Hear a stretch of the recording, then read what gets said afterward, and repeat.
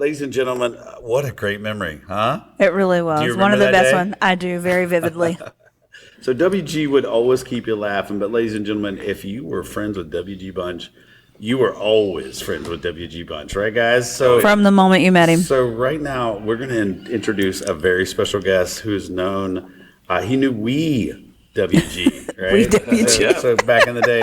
Ladies and gentlemen, welcome Trace Ritter to the show once again. Hey guys, thank you very much for having me in here. You got me? Yeah, well, we got you, Trace Ritter. Oh, We boy, got you. do we have you. Listen, so when I was talking to WG Bunch, one of the first things when we met that kind of brought us together, this is a guy from Houston, and we're trying to find common ground years and years ago, like 15, 20 years ago, and our conversation led us to this dude, right? This guy that we both met, and he told me about the coolest rock star he knew in the whole world, and I told him about this guy that I met when I was 12 years old. He came in, I'm at my friend's house. He comes in to meet my friend's sister. He comes in, he goes, "Hey kid, what are you doing there?" I'm playing my first guitar I just got for Christmas. And he goes, "What are you doing?" I said, "I'm playing guitar." He goes, "No, you're not. You gotta tune this thing. You gotta tune it. First, number one step of being a guitarist, little bro. You gotta tune your guitar." He tunes my guitar. He walks off. I'm pretty sure he made out with my friend's sister. He comes back. I'm sorry to your This is a wife. win And the for kids. everyone. So he walks back out of the room. I'm like, who was that guy? I don't hear anything about him for 40 years. I'm talking to WG Bunch, and he drops the name Trace Ritter. I'm like, Trace Ritter? Oh, I remember that guy. He taught me how to do my tuned my guitar. guitar. Yeah. And so we start talking, and it leads us on this little journey for this artifact. It's a whole thing. But anyway, this is the kind of guy WG was. When he meets you, he knows you for life. Absolutely. And I know that two of our co-hosts and our guests here have known him longer than most people. What was it like knowing the wee WG, guys? Yes, please share. Yeah, when do you remember meeting WG? I met WG in preschool. Oh my! Oh my gosh. So I got held back a year. Because of WG? Well, no, but he's a grade in front. He was always a grade in front of me. But we went to preschool together for a year, and then my birthday was cutoff day, so I couldn't go on. But he went on Gotcha. to Meadows. But I don't know. We used to hang out and do all kinds of stuff together. We had. I was expecting to see one of our other friends here, but he's up in Rhode Island or something like that. And we were like all three good buddies, and we would sit around at WG's house and listen to Alfred Hitchcock albums, like stories. Yeah. And they had all the Foley work and all of it. That's It's so cool. So cool. And I would listen to it on my Viewmaster player because I didn't have any other turntable. But WG had the professional turntable and JR, and then we would listen to, I want to say it was Star Wars on album too, or Star Trek. Star Trek.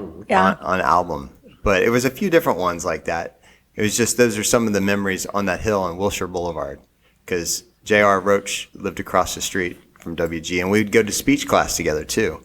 I forgot her name right now, it's leaving me, but we'd go to speech class, and I sucked at reading and all that stuff. WG was always good. My mom even said today, she goes, "I remember driving you guys around," and WG, as young as he was, could read the billboards. She said he was so smart. Yes. And he would just start reading the billboard. She goes, "You can read that?" And I'd be like, And so you just became a rock star, right? I didn't have to read. He's just a fancy book learner. Just gonna sign his name here and there. That was kind of funny that she said that today. I just remember driving you all around and going on the Don't you viaducts. love mom's memories? Yeah. Like One they're of the the best. So one of the cool things about WG, and we all know this, is like I said, when he's your friend forever. For So life. he literally followed every step of everything you did your entire life, just like everybody else. Like he could always, you could call WG and be like, "Hey, what's this friend doing? What's that friend doing?" And he knew knew. all the goings on, especially about you, Trace. I swear. Again, when I told him that story, we bonded, and that's happened a few times with you and WG, with people all around the world. Just you Right. say the name, and they're like, "WG." Oh, I knew a guy named WG, but again and again, this has popped up, and you made such an impact. But it was also, I think, because you showed him a whole different world. Like, dude, we all know WG wanted to be Paul Stanley, right? Absolutely. Yeah. So, Absolutely. so he was living a little bit vicariously through you. So what is that? I know for a fact that he took you to you went to your first Kiss concerts together, correct? Yeah, with my mom. Tell me this. Tell me all about this. Listen, we can't deny the fact this was a part of the man's life. They were So the tell me coolest this guys story. ever. What going to the Kiss concert? Yeah, with your mom. How cool is that? Well, the deal was I went with Travis Sharkey and my mom, and I think maybe his mom. It was a couple of mothers took us. What the coolest parents ever. That's a great band name, by the way. Couple of Mothers. That's a great. Yeah. Shh. Not to be used without permission of Ricky Bobby Inc. Well, so, and she was just talking about that today too, that she wanted to go super early so we'd have really good seats because it was general admission. Oh. And we didn't have really good seats as being super close to the stage, like I would rather have later on in concert days when I was Right. older. But you could see the whole stage and everything that happened. That's so cool. all the kids were down. Yeah, WG was WG, Travis Sharkey, and I'm trying to think. There's two other guys, Noah Shea, and gosh, I'm trying to think. Anyway, but a lot of the other guys, my friends, like, Dwayne Purdue, he was down in the bottom, and they all came up so they could get a better view. So we're all crunched in this one row together watching the show. But yeah, we saw that. But then years later, I moved to LA, I moved to Montana, and WG was in Houston. I passed through Houston before and called him and say, hey, I'm in town. And he was doing a DJ gig and we couldn't hook up. But, years had passed and we just picked back up where we were. And then he came down to Nashville and we went and saw Kiss in 2019. We took my daughter and That's true. That was Trip killer. right there. Yeah. And, listen, so that was the thing that came up at the memorial tonight. And, he made such an impact on all of our lives, but there's not a single kid, like everybody that has children, if was your part of their kids ever lives. met WG, he made an impact on it. He made Right. a point to make an impact. And Yeah. I know that he Yeah. did that with your daughter. You tell a little bit about that story when he took, how special did he make it for your daughter? Oh, crazy special. And just because he's so focused in on her. Like, hey, how you feeling? What do you think about this? You want to do that? And we got to the T-shirt booth. I was like, all right, we'll get one $50. Okay, well, I guess we'll get one. I couldn't believe it was $50 for a concert For a shirt. t-shirt. rock stars. Right. What the heck is that all about? It's like you can get a half a shirt. That's how you guys make all the big money, right? But WG was in there helping pick out the one that she should get, and love what that. she like, and so I let him be with her and all that kind of stuff. And she still remembers that look, I was talking to her earlier tonight, Right. and that's what she remembers about WG. How do you forget such showmanship? Like, that was the thing Right. he wanted everybody to see. Just the same with Star Wars. Like, what a magnificent movie. With Kiss, it was the showmanship, and to take Right. you, like, who we know, you're his rock guy. Like, you're his guitar guy. He loved so to invite you and your daughter to this show was a big thing for him, and he made it an experience, I'm sure. Well, I think it was before that, might have been right after that we came to Huntington and went to the Kiss Museum, and I just know Which, by the way, is his basement. Oh. It's just anonymous. Have have you guys not talked about We've that today? talked about it, but we've The not Kiss straight up Cave. said it. Yeah. Oh yeah. Well, I was just reminding people that there's not like an official Kiss museum around here. That we are talking about WG's basement. there- Yeah, that's there's just what not a Kiss everybody museum in calls it. Huntington, I mean, that's just what it is. Over 700 items. This is impressive. That's true. I mean, you could tell that when you were in there because you just couldn't stop looking at stuff. It's like a museum. It's just one thing to the next. But Sorry, you took her. When I took her down there, I remember in my head, I'm just gonna be the wall. Let WG be because he just takes over, and it's not a bad takeover. He was never like, let me show you. It's his personality. He's proud. It's like He's being proud on to show you. Saturday Night Live. I mean, he's just a Right. character, but he keeps you interested. He Absolutely. is a That was a listen. great- That was a great yes. analogy. He is Yes. the Matt Foley of our life, Yeah. right? My name is WG Bunch, and I love Kiss and Star Wars. Right? Did he not? And he proclaimed it and showed us all Absolutely. and our children, right? Yeah. But again, we saw you at the Memorial Day, and we were literally talking about the difference he made in children's lives, And then up walked you and your daughter. yeah, and so listen, from Dubba the Elf to for 10 years he gave again I won't say the number, but he gave so many costumes to kids in need. Yes. Every single year with Night of the Giving Dead, he would donate his kiss. Can we back what Night of what? Night of the Giving Dead. So it's a non-profit. So it's a thing we came up with about 10 years ago, and we give kids in the Huntington costumes because, as a kid, that's the first time you realize you don't have any money, right? It's October, you're in kindergarten, you're like, hey, it's Halloween. Yeah. So we came up with this idea, and WG was an early adopter. Because you think about Thanksgiving, you think about Christmas, but who thinks about Halloween, right? So WG started buying 5, 10, 15 costumes a year to give to Huntington kids. And he did it for 10 years solid. What's cool is that you wouldn't know that unless we shared it with you. Yeah. He didn't tell people, and I can speak on this just by helping you last year.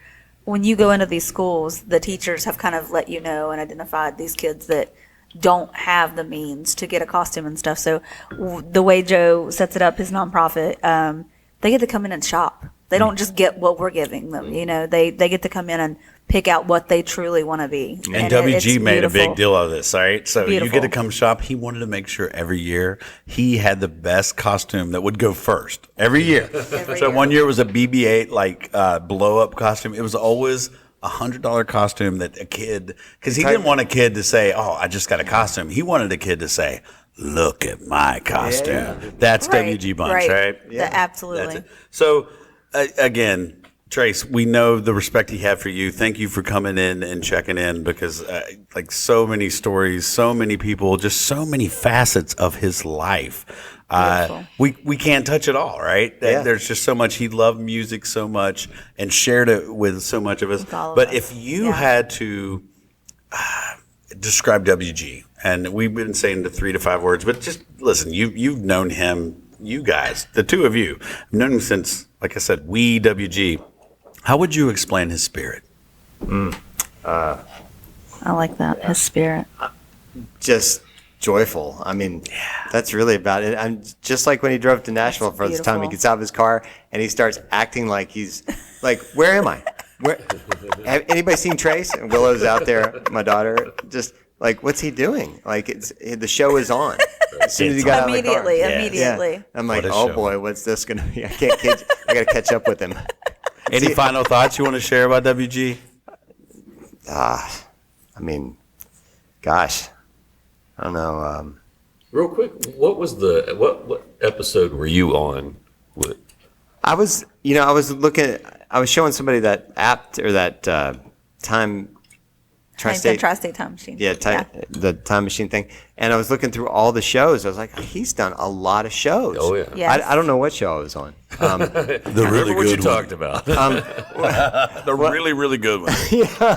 No, I saw one that said Guitar Hero. And I was like, that wouldn't be me. So kind of were, man. You kind of were as Guitar Hero, brother. No, I think it was called something else though. But I can't remember. I'm gonna find it. But the wife and kid were on there too. So right? look, hey, I'll tell you what, guys. Look, episode 12. Well, watch this. What's it called? I don't know. Using the magic of Circle 270 Media, let's really quickly listen to a little clip from that episode. Trace, thank you for coming out. Hey, guys, check this out. Here's a clip from that episode with Trace Ritter. Here's my Mac and Dave story real quick is when I got into the drums in high school, I could tell you 50 stories about my drum playing days, but I do remember when I was buying the drums, it's the mid to late 80s. The more drums you have, it distracts from how bad you are because you're surrounded by just a ton of drums and people go, "He must be awesome." I bought chimes. Like I'm gonna play "Sailing" by Christopher Cross. No, but Alex Van Halen had everything, and Neil Peart. Those two drummers had everything, and they could use it all. And people would get me confused with both of them. They're like, "You're a little bit of Neil, and you're a little bit of Alex." But yeah, I remember Rototoms. Yeah, I bought Rototoms. Yes. Oh yes. Yes. And I remember going to Mac and Dave's one day, and here he comes. In case he hears this, or a relative or whatever. I have no idea what his name is. I'm sure he's a very nice guy. Was he the guy with gray hair and glasses that had it parted on the side? There were 7 of those. there were like 7 of them every time I went. But and the one thing was I would go and I would buy drums from this guy, from a person there at Mac and Dave's, and then I'd go in a few days later and he's over selling recliners. And I'd be like, does he really know what he's? And they're like, hey, sales is sales, kid. But I remember going, this guy, mint green short sleeve dress shirt with a deep chocolate brown necktie, and Yummy. him going, I got something very almost Godfather-ish, where he's like, I got something I think you're going to like to see. I'm like, okay, what is it? And he takes me over. It's a 4-foot gong. Gong? Yeah, like Did it have a stand and everything? it had the stand, and of course, it was like, picture your favorite 80s movie where as soon as I see it, you hear the no. It was like music. I'm like, a female's voice came out of the gong going, take me home. I'll look so great behind your drum set. You will be the biggest thing in talk of the town if you buy this. I'm going to be the guy who, any band in the area who says, we need a drummer. There's that one dude that's got the gong. What? Yeah. And I was like, oh, I think it was like $900. And I was like, that's a lot of money. $900. God. And I'm not.